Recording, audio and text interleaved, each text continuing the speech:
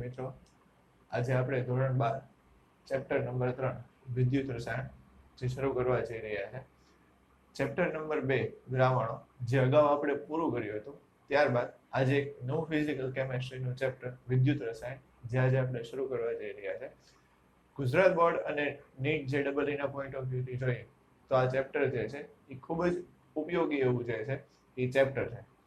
ચેપ્ટરની જો શરૂ કરતા પહેલા બે બેઝિક માહિતી જે છે એ જોઈએ તો આપણે રેડોક્સ પ્રક્રિયા જે છે કે જે ધોરણ 11 માં તમારા ચેપ્ટર આવે છે એમાં તમે જે છે એ ભણીને આવેલા છો. જેમ કે ઓક્સિડેશન જે છે એ કોને કહેવાય તો કે ઇલેક્ટ્રોન ગુમાવવાની જે ક્રિયા થશે એને જે છે એ કહેવાશે ઓક્સિડેશન કહેવાશે. અને આ ક્રિયા જે છે એ ધન ધ્રુવ ઉપર થશે જેને આપણે એનોડ એવું રીતે જે છે એ કહી શકીએ. રિડક્શન જે છે જે ઇલેક્ટ્રોન મેળવવાની વૃત્તિ ધરાવે છે એ પ્રક્રિયા મુખ્યત્વે ઋણ ધ્રુવ ઉપર થાય છે જેને આપણે કેથોડ એવું કહીએ છીએ. તમને મિત્રો ખ્યાલ હશે કે આપણા ઘરમાં જે ટીવી છે એનું જે રિમોટની અંદર જે સેલ છે તે સેલ જે બેટરીનો આપણે ઉપયોગ કરીએ છીએ ઈ તથા જે લોખંડ ઉપર કાટ લાગવાની જે પ્રક્રિયા છે આ બધી પ્રક્રિયા જે છે એ વિદ્યુત રસાયણની જે ઘટનાઓ છે એને આભારી છે. બીજી જો હું તમને વાત કરું તો વિદ્યુત રસાયણ ચેપ્ટર જે છે આ ચેપ્ટરમાં મુખ્યત્વે જે છે એ બે ઉર્જાનો જે છે એકબીજામાં આંતર પરિવર્તન જે છે એ થાય છે અને જેને કારણે અહીંયા તમને અલગ અલગ બાબતો જે છે એ જોવા મળે છે. જેમ કે વાત કરીએ તો વિદ્યુત રસાયણમાં મુખ્ય બે ઉર્જાઓ વિદ્યુત ઉર્જા અને રસાયણ ઉર્જા વિદ્યુત ઉર્જા અને રસાયણ ઉર્જા આ બંને ઉર્જાઓ જે છે એ એકબીજાની અંદર જે છે એ આંતર પરિવર્તનશીલ જે છે એ થાય છે અને જેને કારણે આપણને અલગ અલગ જે છે એ બાબતો આ ચેપ્ટરમાં જે છે એ જોવા મળશે. જેમ કે વિદ્યુત ઉર્જાનું રાસાયણિક ઉર્જામાં રૂપાંતર એ આપણને વિદ્યુત વિભાજન કોષ તમને યાદ હોય તો તમે ધોરણ 10 માં જે છે ઇલેક્ટ્રોપ્લેટિંગ કોષ જે ભણેલા હતા એમાં જે છે એ વિદ્યુત વિભાજન કોષ આવતો હતો. એ વિદ્યુત વિભાજન કોષમાં જે છે એ વિદ્યુત ઉર્જાનું રાસાયણિક ઉર્જામાં જે છે એ રૂપાંતર થતું હતું. ત્યારબાદ રાસાયણિક ઉર્જાનું વિદ્યુત ઉર્જામાં રૂપાંતર આ રાસાયણિક ઉર્જાનું વિદ્યુત ઉર્જામાં રૂપાંતર છે એ ગેલ્વેનિક કોષમાં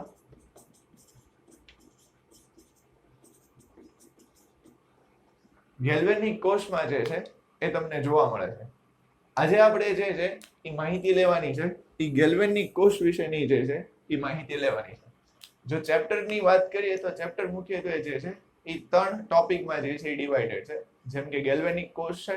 વિદ્યુત વિભાજન કોષ છે અને દ્રાવણોમાં વાહકતા છે.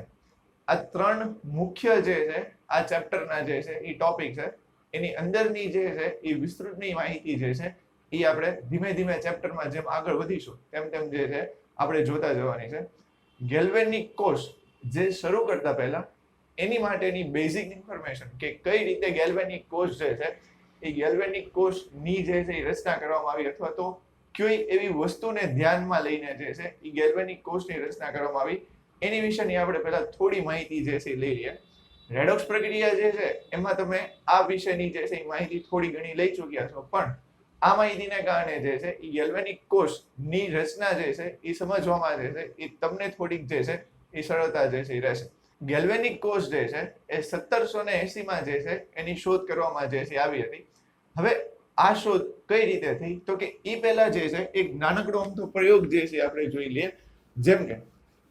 એક બીકર જે છે ને એ બીકરની અંદર જે છે એ આપણે એક દ્રાવણ લઈએ. એ દ્રાવણ જે છે એ CuSO4 નું ધારો કે આપણે દ્રાવણ લઈએ એટલે કે આ જે બીકર છે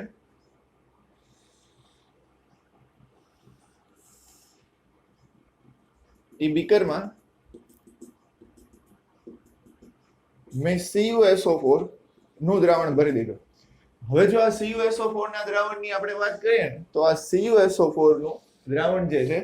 એ તમને ભૂરા રંગનું જે છે એ જોવા મળશે. આ સિવાય તમને ખ્યાલ હશે કે આની અંદર મુખ્યત્વે બે આયનો જે છે આવેલા છે. પહેલું જે છે એ Cu2+ આયન અને બીજું જે છે એ SO4 2- આયન જે રહેલું છે.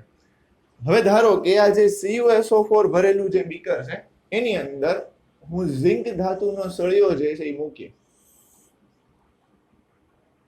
ઝિંક ધાતુનો સળિયો જે છે એ મૂક્યા બાદ જો આપણે થોડી વાર રહીને જે છે આનું અવલોકન કરીએ તો કાંક બીકરની અંદર ઝિંકના ધાતુનો જે સળિયો છે એની પરિસ્થિતિ જે છે એ કાંક તમને આવી રીતે જે છે જોવા મળશે. જેમ કે પહેલા કરતા જે છે એ ઝિંકના ધાતુનો સળિયો જે છે એનું વજન જે છે ને એ તમને કેવું થયેલું જોવા મળશે તો કે ઓછું થયેલું જોવા મળશે. હવે બહુ સ્વાભાવિક વસ્તુ છે કે આ જે ઝિંકના ધાતુના સળિયાનું વજન જે ઓછું થયું છે હવે એની પાછળનું કારણ જે છે એ કુપોષણ તો છે નહીં. તો એની પાછળનું મુખ્ય કારણ જે છે એ શું છે તો કે એની પાછળનું કારણ આ ઓક્સિડેશન અને રિડક્શન જે છે થતી પ્રક્રિયાઓ જે છે. જેમ કે અત્યારે આપણે વાત કરીએ તો હવે થોડા સમય પછી જ્યારે આ બીકરનું આપણે અવલોકન કરીએ તો તમને ખ્યાલ હશે કે અહીંયા CuSO4 નું દ્રાવણ કે જે પહેલા કેવા રંગનું હતું ભૂરા રંગનું હતું એ હવે જે છે એ કેવું થઈ જશે તો કે રંગવિહીન જે છે એ તમને જોવા મળશે.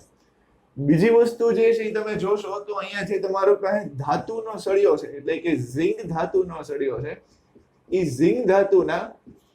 સળિયાનું જે છે એ વજન જે છે એ કેવું થતું તમને જોવા મળશે તો કે ઘટેલું અથવા તો ઓછું થયેલું જે છે એ જોવા મળશે. હવે આ પાછળનું મુખ્ય કારણ આપણે જોઈએ ને તો શું હશે? જેમ કે અહીંયા તમને ખ્યાલ છે કે આ ઝિંક ધાતુનો સળિયો છે તો એની સપાટી ઉપર હું તમને એવું કહું કે આવી રીતે જે છે ને એ ઝિંક ધાતુના પરમાણુનું સ્તર જે છે એ ગોઠવાયેલું હશે. હવે આ જે ઝિંક ધાતુના પરમાણુનું સ્તર ગોઠવાયેલું હશે તો એમાંથી જે છે શું થશે તો કે નિશ્ચિત સમયે ઝિંકના પરમાણુ જે છે એ 2 ઇલેક્ટ્રોન ગુમાવશે. એટલે ધારો કે અહીંયાથી કોઈ એક ઝિંકનો પરમાણુ જે છે એ 2 ઇલેક્ટ્રોન ગુમાવીને જે છે Zn2+ માં પરિવર્તન થાય છે અને 2 ઇલેક્ટ્રોનને અહીંયા છોડી દે છે. એવી જ રીતે આ પરમાણુ જે છે એ 2 ઇલેક્ટ્રોન ગુમાવીને Zn2+ માં પરિણમે છે અને 2 ઇલેક્ટ્રોનને અહીંયા છોડી દે છે. એક Zn પરમાણુ 2 ઇલેક્ટ્રોનને ગુમાવતા જોઈ ને ઘણા બધા ઝિંકના પરમાણુ જે છે એ 2 ઇલેક્ટ્રોન ગુમાવીને શેમાં પરિવર્તન થાય છે Zn2+ ની અંદર પરિવર્તન થાય છે. તો અહીંયા તમે ખાસ જોશો તો શું થશે તો કે ઝિંકમાંથી જ્યારે Zn2+ અને શું થશે તો કે 2 ઇલેક્ટ્રોન ગુમાવે તો આ જે પ્રક્રિયા થશે ઓક્સિડેશન અર્ધ પ્રક્રિયા. હવે તમે ખાસ જોશો ને તો કે ઝિંકની ધાતુના સળિયા પર જે ગુમાવેલા 2 ઇલેક્ટ્રોન છે એ ગુમાવેલા 2 ઇલેક્ટ્રોન છે એ અહીંયા રહેલા Cu2+ ના જે આયનો છે એ Cu2+ ના આયનો જે છે એ મેળવશે. તો ખાસ તમે જોવો ને તો Cu2+ ના જે આયનો છે એ ગુમાવેલા 2 ઇલેક્ટ્રોનને મેળવી અને શેમાં પરિવર્તિત થશે તો કે Cu માં પરિવર્તિત થશે. તો એને કારણે તમને જે છે એ કાંઈક પુલ પ્રક્રિયા એટલે જેમ આપણે આને ઓક્સિડેશનની અર્ધ પ્રક્રિયા કીધી કેમ કે આમાં ઇલેક્ટ્રોન ગુમાવતા હતા તો એવી જ રીતે અહીંયા જે છે એ શું થશે તો કે જે ગુમાવેલા 2 ઇલેક્ટ્રોન છે એ Cu2+ મેળવે છે તો એને કારણે આ પ્રક્રિયાને આપણે જે છે એ શું કહેશું તો કે રિડક્શન અર્ધ પ્રક્રિયા. હવે આ જે ઓક્સિડેશન અર્ધ પ્રક્રિયા અને જે રિડક્શન અર્ધ પ્રક્રિયા છે એ બંનેમાં તમે ખાસ જોવો ને તો આની ઉપરથી હું કુલ પ્રક્રિયા લખું તો 2 ઇલેક્ટ્રોન અહીંયાથી જે છે એ કેન્સલ થઈ જશે અને Zn plus Cu2+ it gives Zn2+ plus જે છે શું થઈ જશે Cu થશે. તો હવે તમે ખાસ જોવો ને કે અહીંયા જે છે એ ઝિંકના ધાતુના સળિયાનું જે વજન તો એની પાછળનું મુખ્ય કારણ જે છે એવું હતું કે ઝિંક ધાતુના સળિયા ઉપરથી Zn જે છે એ 2 ઇલેક્ટ્રોન ગુમાવીને કન્ટિન્યુ જે છે એ શેમાં પરિવર્તન થાય છે તો કે Zn2+ માં પરિવર્તન થાય છે. આ Zn2+ જે છે એની અંદર પરિવર્તન થવાને કારણે અમુક સમય બાદ તમે જોશો તો ઝિંકના ધાતુના સળિયાનું વજન જે છે એ તમને ઘટેલું જોવા મળશે. આ સિવાય જો તમે બીજું અવલોકન જે છે એ કરો તો બીજું અવલોકન તમને કાંઈક એવું જોવા મળશે કે જે Cu2+ છે એ Cu2+ નું દ્રાવણ તમને કેવું જોવા મળશે રંગવિહીન જોવા મળશે. હવે કેમ આ દ્રાવણ તમને રંગવિહીન જે છે જોવા મળશે તો કે એની પાછળનું મુખ્ય રીઝન તમે જુઓ ને તો કે Cu2+ જે છે એને 2 ઇલેક્ટ્રોન મેળવી અને શેમાં પરિવર્તન થઈ ગયેલા છે Cu માં થઈ ગયેલા છે. તો એને કારણે દ્રાવણનો જે ભૂરો રંગ છે એ દૂર થયેલો તમને જોવા મળશે. આ સિવાય બીજી એક તમે ઘટના જુઓ ને તો બીજી ઘટના જે છે તો કે આ જે ધાતુનો સળિયો છે એ ધાતુના સળિયાની ફરતે જે છે એ તમને લાલાશ પડતા કથ્થાઈ રંગના અવક્ષેપ જે છે એ તમને જોવા મળશે. અને જે ચોથું મેઇન ઓબ્ઝર્વેશન જે છે એ તમે ખાસ જુઓ તો ચોથું ઓબ્ઝર્વેશન કેવું હશે કે તાપમાનમાં જે છે એ વધારો થશે. તાપમાનમાં વધારો થશે. હવે તાપમાનમાં વધારો થશે એટલે એની આજુબાજુનું જે તાપમાન છે એ વધશે એવું નહીં થાય, પરંતુ આ જે દ્રાવણ છે એ દ્રાવણના તાપમાનમાં વધારો થશે. હવે એવું કેમ થાય તો કે ખાસ જે છે તમે જુઓ ને કે આ પ્રક્રિયા જ્યારે અહીંયા થશે ત્યારે એમાંથી જે છે એ શું છૂટું પડશે તો કે ઉર્જા જે છે એ છૂટી પડશે. અને આ ઉર્જા જે છે એ છૂટી પડવાને કારણે જે છે આના તાપમાનમાં જે છે એ વધારો થશે. હવે આ બેઝિક માહિતીને આધારે જે છે એ વૈજ્ઞાનિકોએ એવું વિચાર્યું કે ઝિંક જે 2 ઇલેક્ટ્રોન જે છે એ ગુમાવે છે, તો એ 2 ઇલેક્ટ્રોન ગુમાવવાને કારણે જે છે અહીંયા આગળ જે છે એ કાંઈક ઉર્જા જે છે એ છૂટી પડે છે. હવે આ 2 ઇલેક્ટ્રોન જે ગુમાવે છે તો એ ગુમાવેલા 2 ઇલેક્ટ્રોનને જે છે જો આપણે બહાર કાઢી લઈએ તો એને કારણે જે છે આપણે એનો રોજિંદા જીવનમાં જે છે એ ઉપયોગ કરી શકીએ છીએ. અને તમને ખ્યાલ છે કે ગેલ્વેનિક કોષ જે છે એની શોધ પછી જે છે એ ઘણા બધા ઘરેલું ઉપકરણો જે છે એ વિકસાવવામાં જે છે એ સરળતા જે છે આપણને જોવા મળે. તો ઝિંકના જે 2 ઇલેક્ટ્રોન જે છે જે અંદર દ્રાવણમાં જે છે આવી જતા હતા એને જે છે એ બાહ્ય પરિપથમાંથી બહાર કાઢી અને વિદ્યુત ઉર્જાનું જે છે એ નિર્માણ કરવામાં આવ્યું. તો હવે જે છે એ આપણે ગેલ્વેનિક કોષ જે છે એ ગેલ્વેનિક કોષની જે છે એ રચના વિશે જે છે એ જોઈશું. હવે તમને ખ્યાલ છે જેમ આ પ્રયોગમાં જે છે એ આપણે જોયું તો કે એક બીકર જે હતું એ એક જ બીકરની અંદર CuSO4 નું દ્રાવણ લીધું અને એની અંદર છે એ ઝિંકનો સળિયો મૂક્યો. જ્યારે ગેલ્વેનિક કોષ જે છે ને એ ગેલ્વેનિક કોષની રચનામાં વૈજ્ઞાનિકોએ એવું કર્યું કે જે ધાતુનો સળિયો લીધેલો હશે એ જ ધાતુનું આયનીય દ્રાવણ જે છે એ આયનીય દ્રાવણ એ બીકરની અંદર રાખ્યું. જેમ કે આપણે વાત કરીએ તો આ એક બીકર હતું. એ બીકરની અંદર જે છે એમણે ZnSO4 જે છે એ ZnSO4 નું દ્રાવણ લીધું અને એની અંદર જે છે એને ઝિંક ધાતુનો સળિયો જે છે એ રાખ્યો. એટલે કે આવી રીતે એવી જ રીતે બાજુમાં જે છે ને એ બાજુમાં તમે જોશો તો બાજુમાં જે એને એક બીકર લીધું એ બાજુમાં રહેલા એક બીકરમાં છે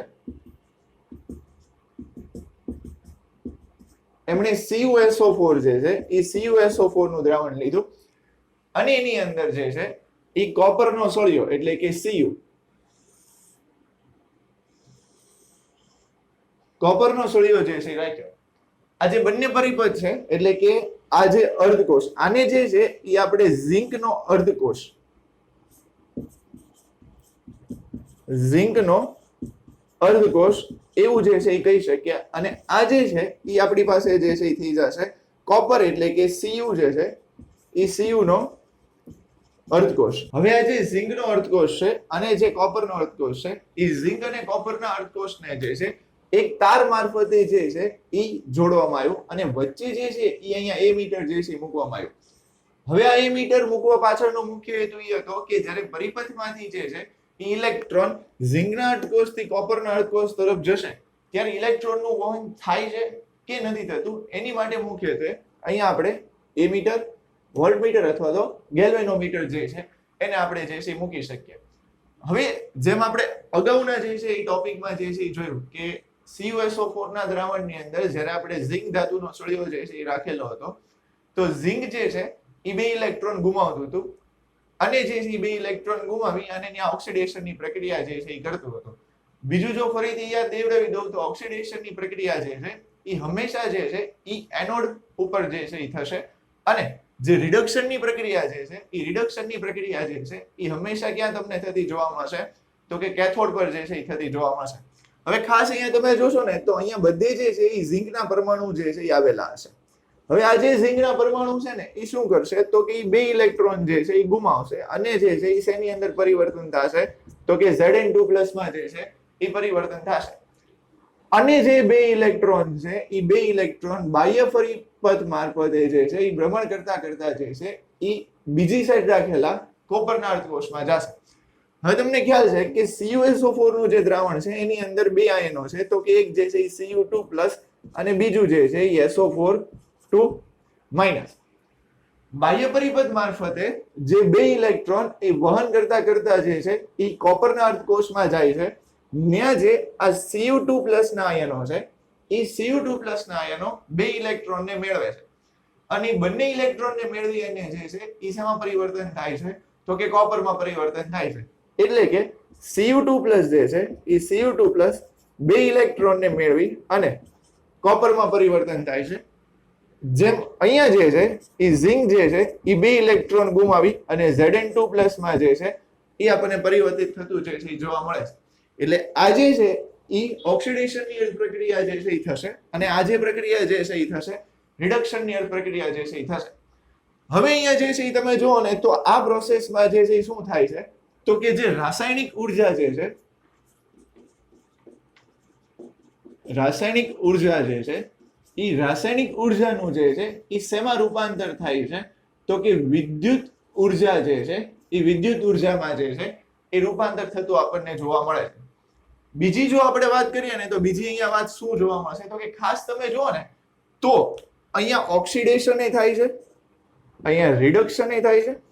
તો જ્યારે ઓક્સિડેશન અને રિડક્શન બંને થતું હોય તો એવી પ્રક્રિયાને જે છે એ આપણે કેવી પ્રક્રિયા કહીએ છીએ તો કે રેડોક્સ પ્રક્રિયા કહીએ છીએ એટલે જે ગેલ્વેનિક કોષ છે એ ગેલ્વેનિક કોષમાં આપમેળે થતી રેડોક્સ પ્રક્રિયા જે છે એ આપણને જોવા મળે છે જેમ કે અહીંયા તમે ખાસ જોવો તો ઝિંક જે છે એની જાતે જે છે બે ઇલેક્ટ્રોન ગુમાવી અને Zn2+ માં પરિવર્તિત થાય છે એવી જ રીતે Cu2+ બે ઇલેક્ટ્રોન મેળવીને જે છે એ કોપરમાં પરિવર્તિત થાય છે એટલે ઓક્સિડેશન અને રિડક્શન બંનેની પ્રક્રિયા થાય છે એટલે એ પ્રક્રિયાને કેવી કહેવાય છે રેડોક્સ પ્રક્રિયા હવે તમને બધાને ખ્યાલ હશે કે થર્મોડાયનેમિક્સ માં જે છે એ આપણે વાત કરી હતી કે જો ડેલ્ટા G નું મૂલ્ય જે છે એ ઋણ હોય તો એવી પ્રક્રિયા જે છે એ તમને કેવી થતી જોવા મળે તો કે આપમેળે થતી પ્રક્રિયા જોવા મળે એટલે પહેલી વાત આપણે અહીંયા જોઈએ તો ગેલ્વેનિક કોષ જે છે એ ગેલ્વેનિક કોષમાં આપમેળે થતી રેડોક્સ પ્રક્રિયા જે છે એ જોવા મળે કે જેની માટે ડેલ્ટા G જે છે એ ડેલ્ટા G નું મૂલ્ય જે છે એ આપણને કેવું જોવા મળશે તો કે ઋણ જોવા મળે છે બીજી વસ્તુ તમે જોશો ને તો હવે અહીંયા કેવું થશે કે ઝિંક ધાતુનો જે પરમાણુ એટલે કે અહીંયા જે ઝિંકનો જે સળિયો આપેલો છે એનું જો હું તમને વાત કરું તો એનું કાંઈક પરમાણુય સ્તર જે છે એ કાંઈક આવી રીતે હશે કે ઝિંક ધાતુના સળિયા ઉપર એનું પરમાણુનું સ્તર જે છે એ કાંઈક આપણને આવી રીતે જોવા મળશે હવે અહીંયા આપણે જે છે એ જોશું ને તો શું થશે તો કે ઝિંક જે છે ને એ ઝિંક જે છે એ બે ઇલેક્ટ્રોન ગુમાવી અને Zn2+ માં પરિવર્તિત થશે અને બે ઇલેક્ટ્રોન જે છે એ બે ઇલેક્ટ્રોનને જે છે એ ન્યા રહેવા દેશે બીજી વસ્તુ તો કે અહીંયા આપણે જે છે એ જોઈએ ને તો કે કોપરના ધાતુ ઉપર એટલે કે જે કોપરનું પરમાણુય સ્તર જે છે એની જો આપણે વાત કરીએ તો ધારો કે આ કોપરનું જે છે એ પરમાણુય સ્તર છે તો એ કોપરના પરમાણુય સ્તર ઉપર જે છે આપણને કઈ રીતની ઘટના જોવા મળશે તો કે જે બાહ્ય પરિપથ મારફતે જે બે ઇલેક્ટ્રોન આવે છે એ બે ઇલેક્ટ્રોનને Cu2+ મળે છે એ Cu2+ બે ઇલેક્ટ્રોનને મેળવી લે છે એને કારણે ઝિંક ધાતુના સળિયા ઉપર વધુ ને વધુ જે છે એ કોપરના આયનો જે છે એ જમા થાય છે તો અહીંયા બે વસ્તુ તમને જોવા મળશે કે એક બાજુ જે છે એ ઝિંકના સળિયાનું વજન જે છે એ તમને ઘટતું જોવા મળશે જ્યારે કોપરના સળિયાનું વજન જે છે એ તમને વધતું જે છે એ જોવા મળશે હવે તમને ખ્યાલ હશે કે જે પ્રક્રિયા એટલે કે ધારો કે ઓક્સિડેશનની પ્રક્રિયા જે છે એ હંમેશા આપણને ક્યાં જોવા મળશે તો કે એનોડ ઉપર જોવા મળશે અને રિડક્શનની પ્રક્રિયા જે છે એ આપણને ક્યાં જોવા મળશે કેથોડ પર જે છે એ જોવા મળશે હવે આપણને ખ્યાલ છે કે એનોડ એટલે ધન જેને આપણે પ્લસની સાઇન વડે જે છે એ દર્શાવીએ અને કેથોડ જેને આપણે ઋણ ધ્રુવ કહીએ છીએ એને આપણે ઋણની સાઇન વડે જે છે એ દર્શાવીએ પરંતુ ગેલ્વેનિક કોષના કેસમાં જે છે અહીંયા કોઈ નવી વસ્તુ જે છે જોવા મળે છે કે એનોડ જે છે એને ઋણની નિશાની અને કેથોડ જે છે એને ધનની નિશાની વડે જે છે એ દર્શાવવામાં આવે છે હવે ખાસ આપણને ખબર છે કે મુખ્ય કન્સેપ્ટ કે એનોડ ઉપર હંમેશા ઓક્સિડેશન થશે એટલે કે ઇલેક્ટ્રોન ગુમાવવાની ક્રિયા અને કેથોડ ઉપર જે છે એ રિડક્શનની ક્રિયા થશે જેમાં ઇલેક્ટ્રોન જે છે એ મેળવશે પણ ખાસ તમે જુઓ ને તો જ્યારે આની થિયરી વિદ્યાર્થીઓ લખતા હોય છે ત્યારે મુખ્ય તકલીફ જે છે ત્યાં પડે છે કે એનોડ ને માઇનસ અને કેથોડ ને પ્લસ દર્શાવવામાં જે છે ભૂલ કરે છે તો સામાન્ય રીતે આપણે આને જોઈએ તો આપણે આને બેઝિક સૂત્ર જે છે એ યાદ રાખી શકીએ એટલે કે LON લોન કે જે આપણે લેતા હોઈએ છીએ લોન એટલે જે છે એ મુખ્યત્વે શું થઈ જશે તો કે left side oxidation anode negative. ફરીથી એક વખત કહું છું કે left side oxidation anode negative એટલે ખાસ અહીંયા જોશો ને એટલે કે ડાબી બાજુ ઓક્સિડેશન એનોડ જે છે એ તમને કેવો જોવા મળશે ઋણ વિદ્યુત ધ્રુવ જે છે એ તમને જોવા મળશે એટલે કે લેફ્ટ સાઈડ ઓક્સિડેશન એનોડ જે છે એ નેગેટિવ જે છે થશે. તો આ મુખ્ય જે છે ને એ ગેલ્વેનિક કોષની રચના હતી. હવે અહીંયા તમે જોવો ને તો બીજી વસ્તુ કે ઇલેક્ટ્રોન જે છે ને એ ઇલેક્ટ્રોનના પરિવહનની દિશા જે છે એ તમને કઈ બાજુથી કઈ બાજુ જોવા મળશે તો કે એનોડ થી કેથોડ તરફ જે છે એ તમને શું જોવા મળશે તો કે ઇલેક્ટ્રોનના પરિવહનની દિશા જે છે એ જોવા મળશે. જ્યારે વિદ્યુત પ્રવાહની દિશા જે છે એ તમને ક્યાં જોવા મળશે તો કે કેથોડ થી જે છે એ એનોડ તરફ જે છે એ તમને વિદ્યુત પ્રવાહની દિશા જે છે એ તમને જોવા મળશે. એટલે અહીંયા આપણે એને આવી રીતે યાદ રાખી શકીએ કે અહીંયાથી પ્રશ્ન જે છે એવો પૂછાતો રહેતો હોય છે કે ઇલેક્ટ્રોનના પ્રવાહની દિશા જે છે જણાવો. તો સીધી રીતે અહીંયા તમે એમ યાદ રાખી શકો કે ઇલેક્ટ્રોન જે છે એ એસી અને જે છે એ વિદ્યુત પ્રવાહ જે છે એને આપણે સીએ એવું કહી શકીએ. હવે એસી એટલે જે છે એ એનોડ થી કેથોડ અને સીએ જે છે એ કેથોડ થી એનોડ. આ મુખ્ય જે છે એ બેઝિક માહિતી જે છે એ ગેલ્વેનિક કોષની જે છે રેડોક્સ ચેપ્ટર જ્યારે તમે ભણ્યા હશો ત્યારે આ બેઝિક માહિતી જે છે એ તમે આની વિશેની લીધેલી જ હશે એટલે આમાં એવું કોઈ પ્રકારનું રોકેટ સાયન્સ જે છે એ નથી. હવે અહીંયા જે છે એ તમે ખાસ જોશો ને તો શું થશે કે ઝિંક જે છે એ સદંતર 2 ઇલેક્ટ્રોન ગુમાવીને Zn2+ માં પરિવર્તિત થશે જ્યારે બીજી તરફ બીકરમાં રહેલા Cu2+ ના આયનો જે છે એ 2 ઇલેક્ટ્રોન મેળવી અને શેમાં પરિવર્તિત થશે તો કે Cu માં પરિવર્તિત જે છે એ થશે. તો આને કારણે જે છે શું થશે તો કે અહીંયા ખાસ તમે જુઓ ને તો કે આ દ્રાવણની અંદર એક સમયે Zn2+ અને SO4 આ બંને જે છે એ બંનેની સાંદ્રતા જે છે એ તમને કેવી જોવા મળશે સમાન જે છે જોવા મળશે. પરંતુ અમુક સમય પછી જે છે આ બીકરની અંદર Zn2+ ની સાંદ્રતા જે છે એ SO4 કરતા વધી જશે. જ્યારે આ બીકરની અંદરની જો હું વાત કરું ને તો એક સમયે Cu2+ અને SO4 ની સાંદ્રતા પણ સમાન હશે પરંતુ જે SO4 છે એ SO4 ની સાંદ્રતા જે છે એ Cu2+ કરતા જે છે એ કેવી થઈ જશે વધી જશે. એટલે કેવું કહેવાય આ જે આખું બીકર છે એ બીકરની અંદર જે છે એ ધન વીજભાર જે છે એ ધન વીજભાર ધરાવતું જે છે એ તમને દ્રાવણ જોવા મળશે અને આ જે બીકર છે એ બીકરની અંદર જે છે એ તમને ઋણ વીજભાર જે છે એ ઋણ વીજભાર ધરાવતું જે છે એ દ્રાવણ જોવા મળશે. પ્લસ હવે અહીંયા બીજી વસ્તુ શું થશે કે આ બંનેના વિદ્યુત ધ્રુવમાં ખાસ તમે જુઓ ને તો આ જે છે એ ઋણ વિદ્યુત ધ્રુવ છે અને આ જે છે એ કેવું છે ધન વિદ્યુત ધ્રુવ છે. જેમ આપણે અહીંયા વાત કરી કે દ્રાવણમાં ધન વીજભારનું મૂલ્ય જે છે એ સતત ને સતત વધે છે. એટલે ખાસ અહીંયા જોશો ને તો કાંઈક આવી રીતની પ્રક્રિયા જે છે એ થશે કે વિદ્યુત ધ્રુવ ઋણ છે અને દ્રાવણમાં ધન એ માત્રા વધવા લાગી છે. તો એને કારણે બે વસ્તુ થશે કે જે 2 ઇલેક્ટ્રોન અહીંયાથી છૂટા થાય છે એને આ પોઝિટિવ ચાર્જ જે છે એ આકર્ષિત કરી લેશે અને 2 ઇલેક્ટ્રોન એટલે કે જે બાહ્ય પરિપથમાં ઇલેક્ટ્રોનનું વહન થાય છે એને ઓછું કરશે. અથવા તો અહીંયા બીજી વસ્તુ એવી પણ થઈ શકે કે સમાન વીજભારને કારણે આ બધા જે આયનો છે એની વચ્ચે જે છે એ શું થશે અપાકર્ષણ થશે. એવી રીતની જ વાત તમે અહીંયા કાંઈક કરીએ ને તો કે અહીંયા તમે જોશો ને તો ઋણ વીજભાર જે છે એ વધવા મળશે કેમ કે અહીંયા જે છે એ SO4 ની સાંદ્રતા વધારે છે. તો ઋણ વીજભાર વધવાને કારણે જે છે કેવું થશે કે જ્યારે બાહ્ય પરિપથમાંથી જો કોઈ ઇલેક્ટ્રોન જે છે એ દાખલ થશે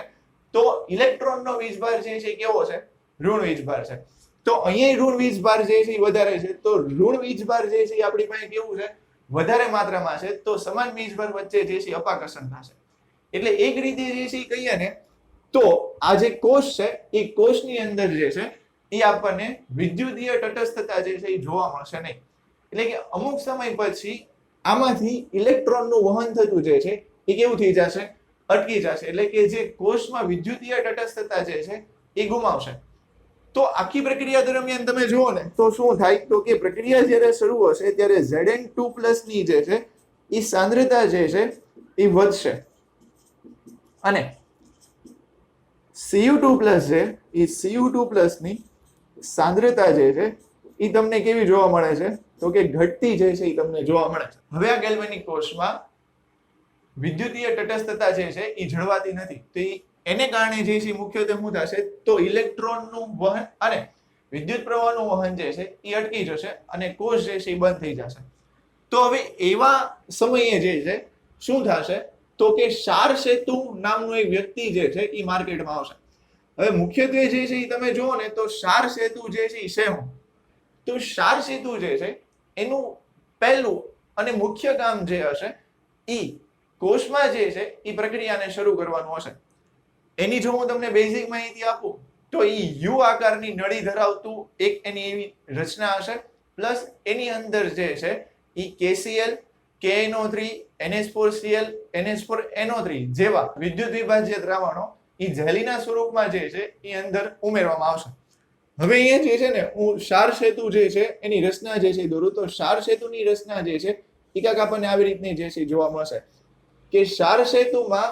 આપણે ધારો કે એક વિદ્યુત વિભાજ્ય દ્રાવણ જે છે એ લઈ લઈએ તો કે KCl. આ બંને બાજુ જે છે એ રૂના પૂમડા જે છે એ લગાડેલા છે. આની અંદર જે છે એ KCl નું દ્રાવણ ભરેલું છે. હવે KCl નું જે દ્રાવણ છે એમાં બે આયનો મુખ્યત્વે જે છે હશે તો કે એક જે છે એ K+ અને બીજું જે છે એ Cl-. તો હવે પહેલા જે છે મુખ્ય વાત કરીએ કે આપણે જેમ જોયું એમ કે કોષમાં જે છે એ વિદ્યુતીય તટસ્થતા જળવાઈ નહોતી એટલે કે એક બીકરમાં જે છે એ ધન વીજભાર જે છે એ વધી ગયો હતો. બીજું જે બીકર છે એ બીજા બીકરમાં ઋણ વીજભાર જે છે એ વધી ગયો હતો. એને કારણે જે છે એ ક્રિયા જે છે એ ઊભી રહી ગઈ હતી ઇલેક્ટ્રોનના વહનની. તો હવે આપણે જે છે એ ક્ષાર સેતુને જે છે અંદર દાખલ કર્યો. હવે જે છે આ ક્ષાર સેતુની જો તમે વાત કરો તો ક્ષાર સેતુની અંદર મેં તમને એવું કીધું વિદ્યુત વિભાજ્ય દ્રાવણ જે છે ઉમેરવામાં આવશે. ડાબી બાજુના બીકરમાં તમે ધ્યાનથી જોવો ને તો જે છે એ શું થયેલું છે તો કે જે ધન વીજભાર છે એ ધન વીજભારનું મૂલ્ય વધેલું છે. તો હવે અહીંયાથી જે છે ને Cl- આયનો કે જે ઋણ વીજભાર ધરાવે છે એ લગરી કેવું જે છે એ ડાબી બાજુના બીકરમાં જે છે એ આવશે અને આ દ્રાવણની અંદર જે છે એ વિદ્યુતીય તટસ્થતા જે છે એ જાળવશે. હવે એવી જ રીતે અહીંયા તમે જોશો તો શું થયેલું છે તો કે ઋણ વીજભારનું મૂલ્ય આ દ્રાવણની અંદર વધી ગયું છે. તો K+ ના લગરી કેવા આયનો જે છે એ આ બીકરની અંદર દાખલ થશે અને ફરીથી જે છે એ પ્રક્રિયાને જે છે એ શરૂ કરશે. એટલે કે Cl- અને K+ આ બંનેના આયનો બીકરની અંદર આવી અને ફરીથી ઇલેક્ટ્રોનના વહનની પ્રક્રિયા એનોડ થી કેથોડ તરફ જે છે એ શરૂ કરશે. તો ક્ષાર સેતુ માટેનું જો તમે પહેલું કાર્ય જે છે જો તો ક્ષાર સેતુ જે છે એ શું કરશે પહેલા તો કે કોષનું કાર્ય શરૂ કરશે અને વિદ્યુતીય તટસ્થતા જાળવશે. બીજું જો તમે ક્ષાર સેતુનો મુખ્ય પોઈન્ટ જે છે તમે જોશો તો શું કરશે તો કે પરિપથમાં ઇલેક્ટ્રોનનું વહન કરશે. આ સિવાય ત્રીજો જે છે તમે મુખ્ય પોઈન્ટ જે છે જો તો શું થશે તો કે ક્ષાર સેતુ જે છે એ ક્ષાર સેતુ જે છે એ આંતરિક પરિપથ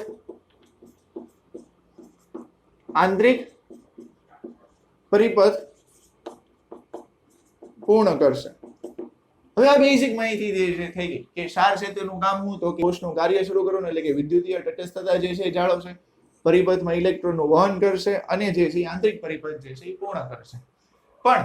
હવે જે અહીંયા ખાસ એક વસ્તુ ધ્યાન રાખવાની આવશે જેમ કે મેં તમને પહેલા જ કીધું એમ કે KCl જે છે એ KCl એ જેલી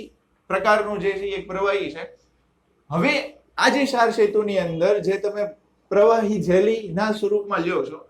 એ એવું હોવું જોઈએ કે આ બીકરની અંદર તમે દ્રાવણો લ્યો છો એ દ્રાવણના આયન સાથે પ્રક્રિયા કરતું હોવું જોઈએ નહીં. તો જેને કારણે જે છે એ વિદ્યુતીય તટસ્થતા જે છે એ જળવાઈ રહે. હવે આપણને ખ્યાલ છે કે અહીંયા તમે જે KCl છે ને એ KCl ની જગ્યાએ જે છે એ KNO3 પછી જે છે એ NH4Cl NH4NO3 પ્રવાહી જેલી સ્વરૂપમાં જે છે એ લઈ શકો છો. હવે અહીંયા જે છે તમે ખાસ જોશો ને જે મેં તમને હમણાં કીધું એમ કે KCl એટલે કે અહીંયા જે તમે જેલી સ્વરૂપનું પ્રવાહી લ્યો છો એ બીકરમાં રહેલા આયનો સાથે પ્રક્રિયા કરતું ન હોવું જોઈએ. હવે અહીંયા ખાસ તમે જુઓ તો જ્યારે આપણી પાસે બીકરની અંદર Ag+ Hg2+ અને Tl3+ જેવા આયનો ધરાવતું દ્રાવણ હોય ત્યારે જે છે ને આપણે KCl ને જે છે એ ક્ષાર સેતુમાં લઈ શકીએ નહીં. કેમ કે શું થશે, ખાસ અહીંયા તમે જુઓ તો કે આની અંદર જે Cl- આયન રહેલો છે એ Cl- આયન જે છે એ શું કરશે તો કે Cl- આયન એ Ag+ હારે જોડાઈને જે છે એ અહીંયા AgCl બનાવશે. હવે આપણને ખબર છે કે આ જે AgCl છે ને એ AgCl જે છે એ એક અવક્ષેપ જે છે, તો એને કારણે જે છે એ ક્ષાર સેતુનો મુખ્ય જે રોલ છે ગેલ્વેનિક કોષમાં એ નિભાવી નહીં શકે. તો એને કારણે અહીંયા ક્ષાર સેતુમાં એવું જેલી પ્રવાહી લેવામાં આવે છે કે જે બીકરમાં રહેલા જે આયનો છે એની સાથે સરળતાથી પ્રક્રિયા કરી શકે. બીજી મુખ્ય વાત જોઈએ તો જે જેલી પ્રવાહી આપણે લઈએ છીએ પછી KCl હોય, KNO3 હોય, NH4Cl હોય કે NH4NO3 હોય, આ બધા જે જેલી સ્વરૂપના જે પ્રવાહી છે એમાં જે છે તમે જોશો તો મુખ્ય 3 બાબતો જે છે એ હોવી જરૂરી છે. જેમ કે ધન આયન અને ઋણ આયનની ઝડપ જે છે સમાન હોવી જોઈએ. ધન અને ઋણ આયન નો પરિવહનાંક સમાન હોવો જોઈએ. આ મુખ્ય 2 બાબતો જે છે એ ક્ષાર સેતુમાં જે તમે જેલી સ્વરૂપનો જે છે એ પ્રવાહી લ્યો છો એની માટે જે છે એ ખાસ હોવી જોઈએ કે ધન અને ઋણ આયનની ઝડપ જે છે સમાન હોવી જોઈએ ને પ્લસ જે છે એ ધન આયન અને ઋણ આયન બંનેનો જે છે એ પરિવહનાંક જે છે એ કેવો હોવો જોઈએ છે તો કે સમાન જે છે હોવો જોઈએ. આ મુખ્ય જે છે એ વાત હતી ક્ષાર સેતુની જે છે એ વાત હતી. હવે અહીંયા તમે ખાસ જે છે જુઓ ને તો પહેલો પ્રશ્ન જે છે અહીંયા તમને એવો થાય કે ધારો કે આ જે ક્ષાર સેતુ છે એ ક્ષાર સેતુની અંદર આ લોકોએ જે પ્રવાહી ભરેલું છે, બરોબર, કે ક્ષાર સેતુની અંદર અહીંયા જે પ્રવાહી ભરેલું છે જો એ પ્રવાહી નો રાખવામાં આવે તો એને કારણે જે છે શું થશે, ખાસ જે છે અહીંયા તમે જોશો ને કે જો આની અંદર તમે પ્રવાહી ભરતા નથી અથવા તો અહીંયા જે રૂનું કુંબડું લાખેલું છે એ તમે રાખતા નથી તો એને કારણે જે છે શું થશે તો અહીંયા જે Zn2+ ના આયનો જે છે એ Zn2+ ના આયનો એ નળી મારફતે ઉપરની તરફ જશે અને બાજુનું જે બીકર છે એ બાજુના બીકરમાં રહેલા SO4 ના આયનો જે છે એ નળી મારફતે ઉપર જશે. એટલે કે અહીંયા જે છે ને તમે ખાસ જોશો ને તો અહીંયા ધન વીજભાર થશે અને અહીંયા જે છે એ ઋણ વીજભાર જે છે તમને જોવા મળશે. એટલે છે ને અહીંયા આગળ તમને કાંઈક પોટેન્શિયલ જે છે જોવા મળશે. હવે આ જે પોટેન્શિયલ છે એ મુખ્યત્વે જે છે એ જંક્શન પોટેન્શિયલ જે છે એવું કહેવાશે. હવે ખાસ તમે કેપેસિટરની માહિતી જો છે લીધેલી હશે તેમાં તમને ખ્યાલ હશે કે અહીંયા જે છે એ ધન વીજભાર ને અહીંયા જે છે એ તમને જે છે એ ઋણ વીજભાર જે છે એ જોવા મળશે. હવે મુખ્યત્વે જે છે અહીંયા શું થશે તો કે ધન વીજભાર અને ઋણ વીજભાર જે છે એને કારણે જે છે અહીંયા EMF જે છે એ તમારી પાસે ઉદ્ભવશે અને આ જે EMF ની જે દિશા હશે એ જે છે એ કઈ તરફ હશે તો કે ધન વીજભારથી ઋણ વીજભાર તરફ હશે. હવે ખાસ અહીંયા તમે જુઓ તો ધન વીજભારથી ઋણ વીજભાર તરફ જે EMF ની દિશા હશે એટલે કે આપણે જે પહેલા મુખ્ય પરિપથની વાત કરીએ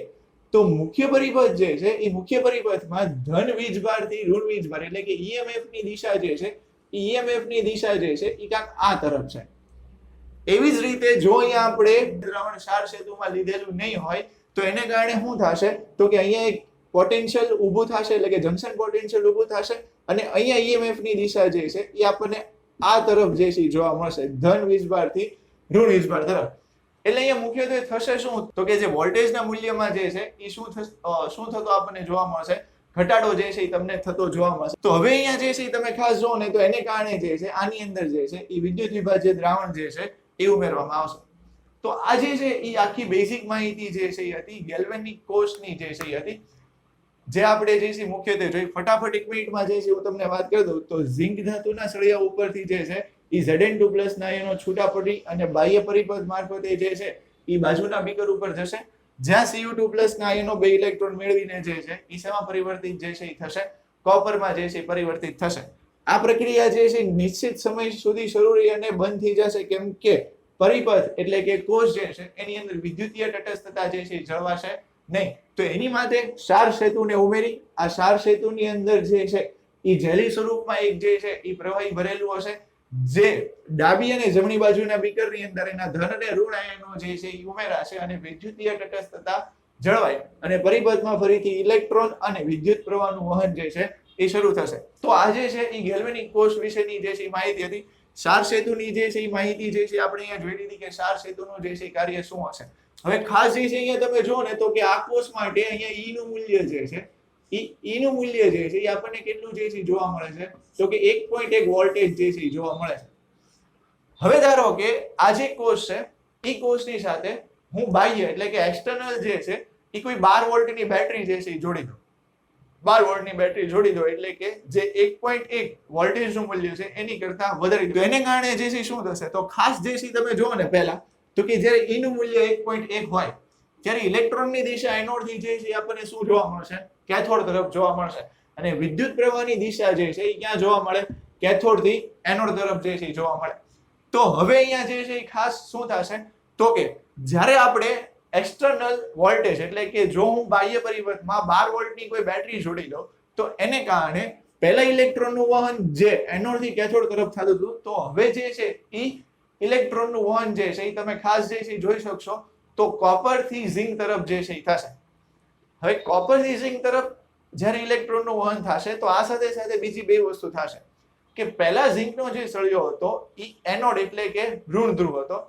અને જે કોપરનો જે સળિયો હતો એ જે હતો કેથોડ એટલે કે ધન ધ્રુવ. વોલ્ટેજ બાહ્ય પરિપથમાંથી જે તમે આપો છો એનું મૂલ્ય 1.1 કરતા વધારે છે તો એને કારણે શું થશે કે જે કેથોડ અને એનોડ જે છે એની દિશા જે છે એટલે કે કેથોડ અને એનોડની જે છે એ જગ્યા બદલાઈ જશે એટલે કે કોપર જે છે એ એનોડ ઋણ થઈ જશે અને ઝિંક જે છે એ કેથોડ ધન થઈ જશે અને ઇલેક્ટ્રોનની જે દિશા છે એ કોપર થી ઝિંક તરફ થશે અને વિદ્યુત પ્રવાહની દિશા જે છે એ ઝિંક થી જે છે એ કોપર તરફ જે છે એ થશે. બીજી વસ્તુ જે છે અહીંયા તમે ખાસ જોશો તો શું થશે ધારો કે આ તો આપણે એવું કર્યું કે બાહ્ય જે વોલ્ટેજ હતો એ 1.1 કરતા વધારે લીધો. ધારો કે જે આપણે બાહ્ય વોલ્ટેજ જે છે ઉમેરીએ છીએ એ 1.1 કરતા ઓછો છે 1.1 કરતા ઓછો છે એટલે અહીંયા શું થશે તો કે જો વોલ્ટેજનું મૂલ્ય 1.1 કરતા ઓછું હોય તો એને કારણે જે છે એ પરિપથમાં ઇલેક્ટ્રોનની દિશા કે વિદ્યુત પ્રવાહની દિશામાં કોઈ ફેરફાર થશે નહીં. ઇલેક્ટ્રોનની દિશા તે ઝિંક થી કોપર તરફ રહેશે અને વિદ્યુત પ્રવાહની દિશા તે જે છે એ કોપર થી ઝિંક તરફ રહેશે. પરંતુ જો આપણે જે બાહ્ય વોલ્ટેજનું મૂલ્ય છે એ 1.1 જેટલું કરી એટલે કે બાહ્ય વોલ્ટેજનું મૂલ્ય તે 1.1 જેટલું છે અને જે કોષનું વોલ્ટેજ છે એનું મૂલ્ય તે કેટલું છે 1.1 જેટલું છે તો એવા સમયે એવું થશે કે જે ઇલેક્ટ્રોન અને વિદ્યુત પ્રવાહની દિશા છે એ ઇલેક્ટ્રોન અને વિદ્યુત પ્રવાહની દિશા જે છે એ કેવી થઈ જશે બંધ થઈ જશે એટલે ઇલેક્ટ્રોનનું વહન નહીં થાય અને વિદ્યુત પ્રવાહનું વહન નહીં થાય. તો આ જે હતા એ મુખ્ય 3 કેસ જે હતા જે આપણે ગેલ્વેનિક કોષને જે છે એ રિલેટેડ જે છે જોયા એટલે કે ગેલ્વેનિક કોષની આપણે અહીંયા જે છે સંપૂર્ણ માહિતી જે છે લીધી. આ જે આખો જે છે કન્સેપ્ટ છે હવે અહીંયા આપણે ખાસ જે છે એ વસ્તુ જોયું કે ધન અને વીજભારને કારણે અહીંયા જે છે પોટેન્શિયલ જે છે એ ઊભું થાય છે એટલે કે વિદ્યુત ધ્રુવ પોટેન્શિયલ જે છે. હવે ખાસ વિદ્યુત ધ્રુવ તો કોને કહેવાય તો તમારા મગજમાં તરત એવો પ્રશ્ન ઊભો થાય કે એનોડ અને કેથોડ એને વિદ્યુત ધ્રુવ કહેવાય પણ વિદ્યુત ધ્રુવની જો સામાન્ય વાત કરીએ તો વિદ્યુત ધ્રુવ એટલે કે જ્યાં ઓક્સિડેશન અને રિડક્શનની પ્રક્રિયા થતી હશે એવી પ્રક્રિયાને જે છે એ શું કહેવાશે તો કે વિદ્યુત ધ્રુવ એવું જે છે એ કહેવાશે. હવે અહીંયા તમે ખાસ જોશો તો શું થશે અહીંયા પોટેન્શિયલ એટલે વિદ્યુત પોટેન્શિયલ જે છે એ જનરેટ થશે એટલે કે અહીંયા તમને વિદ્યુત પોટેન્શિયલ જોવા મળશે. તો એની વિશેની માહિતી જે છે આપણે આગળના જે છે હવે પછીના લેક્ચરમાં જે છે જોવાની છે. અહીંયા આપણે ગેલ્વેનિક કોષની જે છે માહિતી જોઈ ખાસ જે છે એ આપણે બીજું એવું જોયું કે 3 જે છે એ 3 બીજા અલગ અલગ કેસ જોયા. હવે એનસીઈઆરટી એક્ઝામ પરમાં જે છે એ તમને ક્વેશ્ચન આપેલો છે જે આપણે ફટાફટ જે છે એક વખત જોઈ લઈએ. ક્વેશ્ચન જે છે એ કાંઈક આવી રીતે છે કે ક્વેશ્ચનમાં તમને એવું કીધેલું છે કે ઇલેક્ટ્રોનના પરિવહનની જે છે એ દિશા જે છે એ દર્શાવો. તો હવે ખાસ જે છે અહીંયા તમને ખબર છે કે એક તરફ ડાબી બાજુ જે છે એ ઝિંકનું બીકર છે અને જમણી તરફ જે છે એ એજીનું બીકર છે. તો ઇલેક્ટ્રોનનું વહન જે છે એ ક્યાં થશે તો કે ઝિંક થી જે છે એ એજી તરફ થશે. બીજું જે છે એ તમે જુઓ તો સિલ્વર નો સળિયો એનોડ તરીકે વર્તશે કે કેથોડ તરીકે વર્તશે. તો કે ખાસ તમે અહીંયા જોશો તો સિલ્વરનો જે સળિયો છે એ સિલ્વરનો સળિયો જે છે એ કઈ તરીકે જે છે આપણને વર્તતો જોવા મળશે તો કે કેથોડ તરીકે જે છે વર્તતો જોવા મળશે. ત્રીજો પ્રશ્ન ધારો કે તમે જુઓ તો કે જો ક્ષાર સેતુને દૂર કરવામાં આવે તો, જેમ આપણે અહીંયા જોયું કે ક્ષાર સેતુનું મુખ્ય કાર્ય જે છે એ વિદ્યુતીય તટસ્થતા જાળવવાનું છે. તો જો તમે ક્ષાર સેતુને દૂર કરશો તો એને કારણે જે છે એ શું થશે તો કે પરિપથમાં જે છે એ ઇલેક્ટ્રોન અને વિદ્યુત પ્રવાહનું વહન અમુક સમય પછી જે છે એ શું થઈ જશે, બંધ થઈ જશે. તો આ એક બેઝિક ક્વેશ્ચન જે છે એ આજે આપણે જે છે જોયો એનસીઆરટી એક્ઝામ પરનો હતો. જેમ જેમ ટોપિક આગળ જતા જશે એમ એમ આપણે એમસીક્યુ અને એક્ઝામ્પલની પ્રેક્ટિસ જે છે એ કરતા જશું. તો આશા છે કે તમને આ ટોપિક જે છે એ ખ્યાલ આવ્યો હશે.